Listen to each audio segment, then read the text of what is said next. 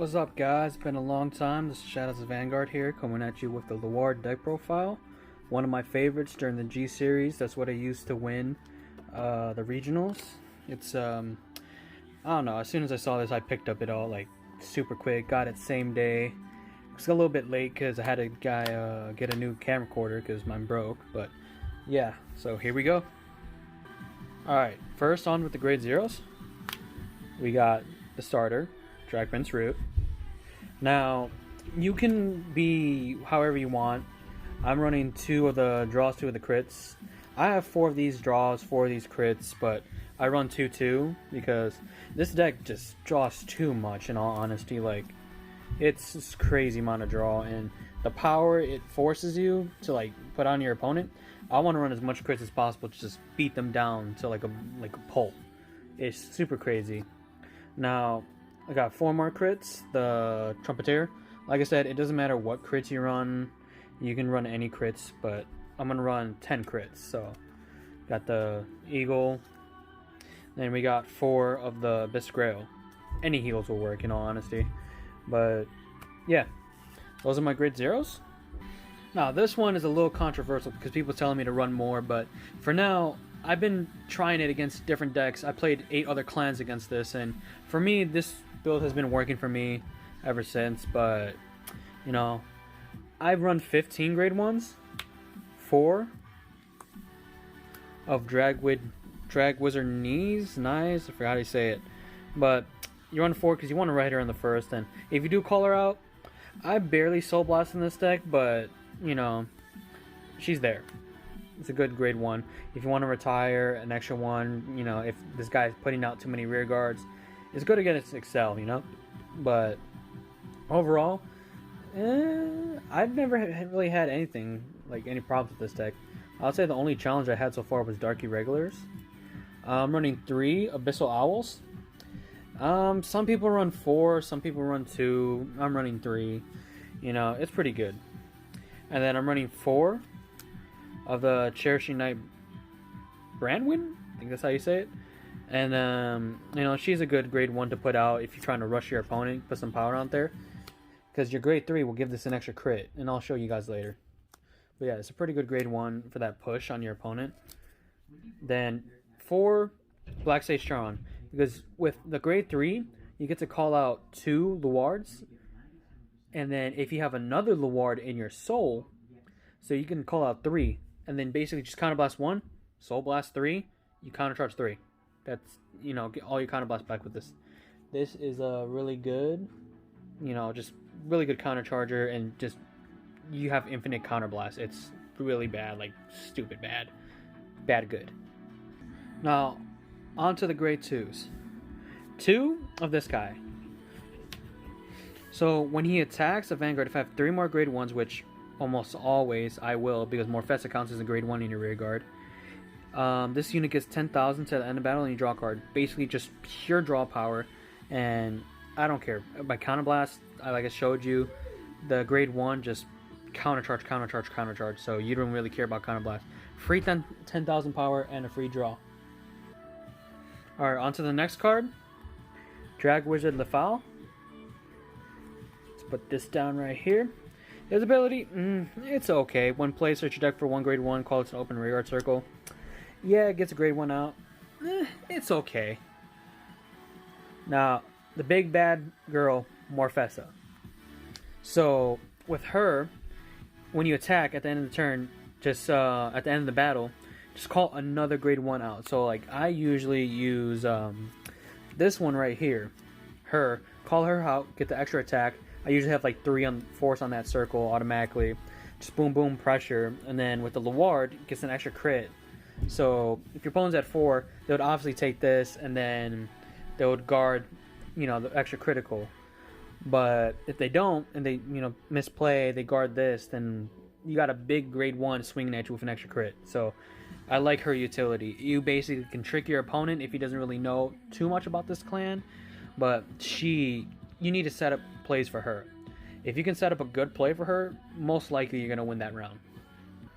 Alright, onto the grade 3s. 4 of this bad boy right here. His ability during your turn, too much glare. See, there you go. During your turn, this unit gets 500 for each of your grade 1 rear guards. I usually have 5 out because Morfessa counts as a grade 1. So that's 25,000 right there for pure power. And then if you have 2 or more grade 3s in your soul, the original crit of all your grade 1 rear guards become 2. So Morfessa gets an extra crit. Basically just nasty. Pure nasty. When placed, search your deck for a number of cards in your soul with Luard +1. So like I said, if you wrote 2 Luards, there's 3 grade 1s you can call out. Get the Charon, just counter charge, or get 2 Charons and then get out Morfessa, or get 2 Morfessa Charon, however you want to do it. But pretty good. Now, the main guy, Luard. So, retire 2 grade 1 rear guards, draw a card. Your opponent retires it. So yes, you get rid of 2 grade 1s to draw just 1 card, but you retire one of the cards, draw a card. So, kind of break even. But if you have the grade 1s in your drop zone, this helps out a lot. Plus, you return cards anyways from your drop zone, so it doesn't really matter. Plus, you draw a lot. See, if you have 3 grade 1s in your drop zone, this is free. So, search your deck for a drag this guy, and then write it, and then you get another force. So, basically, I'll show you. So, you write this as a grade 3, you get a force. Then, use his ability, boom. Get another force. And at the end of the turn, when this goes retire, another force. 3 forces in 1 turn.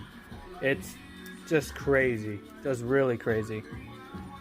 Alright, for now, I'm going to show you guys a combo that I would use so you can get somewhat of an idea on how this deck runs. Alright, so this is somewhat the ideal field that you want, and then I'll show you why. So you ride this, you get a force, right? Put on your Vanguard, whatever, it doesn't really matter at this point. Then you use his ability, bam. You do retire, you know, this, so you would get these guys, retire these 2, draw a card, retire, and you fill this field out with this guy. Just fill them out with this ability. That's how you get this perfect field easily. Then you get that guy, ride him, put it on there, and this is just first turn, and that's how broken it is. So you get this right here, and then you can keep redoing this and redoing this and redoing this. It's crazy because when you use your Luard, this guy, just return these 2 that you just retired back into your bottom of your deck and just keep going with the Morfessas if you ran out. So what you want to do, usually what I do is that I would attack with one of these first, then bam. But what I would do is not boost first, just do this. Let's just say I would attack with her first, obviously, because she has the force. 20, counterblast 1 at the end, boom. Okay, and then I would call out this guy right here, then attack, and then yeah, just pure pressure. So you got that. That's 2 attacks right there. Then I'm gonna attack with this guy.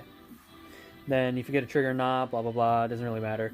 Then you go swing with this one, counterblast again, because you're always gonna have counterblast, and then boom, get another one of let's say you don't have another one of her in there. Let's get this one right here. Boom. Got a powered one, or this guy right here. Boom, when placed by an ability. It was placed from ability, it's anywhere, it doesn't say. So you can just boom, Soul Blast. It's an 11k attacker. It's that, boom, boom. Easy. Easy combos, easy wins. And then at the end of the turn, just do that. Another force. So 3 forces a turn, just really, really popular with power here. So overall, this deck is, you know, probably one of my favorites, and will probably remain my favorites. But yeah, this deck, I'm telling you right now, I'm pretty sure it's going to be the meta, or it is the meta right now.